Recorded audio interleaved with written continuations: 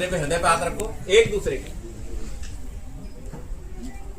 हृदयालंबन की विधि करेंगे और एक दूसरे के हृदय पर हाथ रख करके आप एक बहुत सुंदर शपथ लोगे। बोलो, ओम मम व्रते ते हृदयम दधामि, मम चित्तम अनुचित्तम ते अस्तु, मम वाचम एकमना विशस्व प्रजापति त्वा नियुनक्तु मह्यम।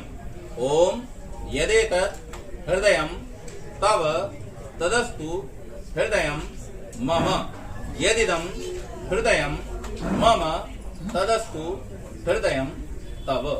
देखो बहुत सुंदर आपने मंत्र बोला।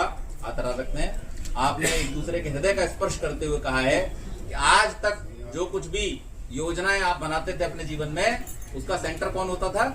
शिवम जी खुद, है ना, आयुषी। उसका सेंटर कौन होते थे? आयुषी खुद। लेकिन अब क्या करना है? अब आप दोनों लोगों ने जीवन में जो भी प्लानिंग करनी है, जो भी योजनाएं बनानी है, जो भी संकल्प लेने हैं, वो सब एक दूसरे के साथ लेने हैं, एक दूसरे के सहयोग के साथ में, एक दूसरे की सलाह के साथ में, और कम से कम एक दूसरे की सूचना के साथ में। क्योंकि मैंने आरंभ में क्या कहा था कि विवाह का, गृहस्थ जीवन का आधार क्या है?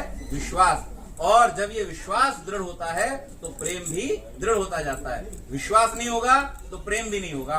तो आप दोनों एक दूसरे के हृदय में अपना अपना विश्वास जमाएं। इसके लिए आवश्यकता क्या है कि आप एक दूसरे के साथ में सब चीजों में ट्रांसपेरेंट रहें। और ये जीवन के विषयों के बारे में, अपने ऑफिस की कोई बात इनसे शेयर करो, इसकी कोई जरूरत नहीं। अगर सलाह चाहिए तो ले सकते हो, बहुत विदुषी है वो, बहुत होशियार है, और आप चाहो तो आप ले सकते हो। लेकिन जीवन के कार्यों में ये नियम काम करेगा कि आपने संकल्प लिया है। और क्या कहा आपने? प्रजापति त्वा नियुनक्तु मह्यम।